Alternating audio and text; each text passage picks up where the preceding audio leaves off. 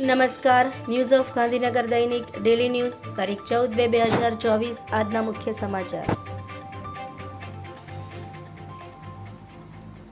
દિલ્હીની સરહદો પર ભારે બબાલ, ખેડૂતોને રોકવા માટે ટીયર ગેસના સેલ।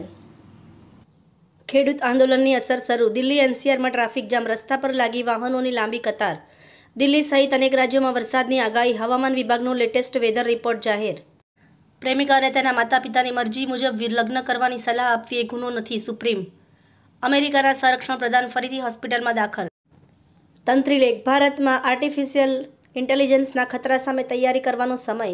સાહિત્ય સંગીતનું વિશ્વ, વાર્તા રે વાર્તા, ગજબનું ગુજરાન। ખૂબ જ સુંદર વાંચવા જેવો લેખ, ઉર્વશી મહેતા।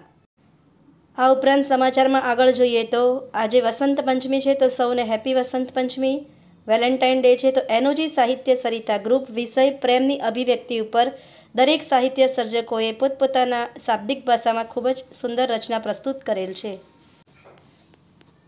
વર્ષ 2022-23માં રાજ્યનું ₹3,38,476 કરોડ દેવું હતું, તે વધીને વર્ષ 2023-24માં ₹3,81,380 કરોડ થયું। એસ.કે. પટેલ મેનેજમેન્ટ કોલેજ ગાંધીનગર દ્વારા સિરાત 2024નો પ્રારંભ।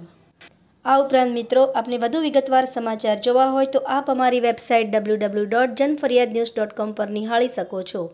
આભાર। મીનાક્ષી રાવલ, ગાંધીનગર જનફરિયાદ ન્યૂઝ।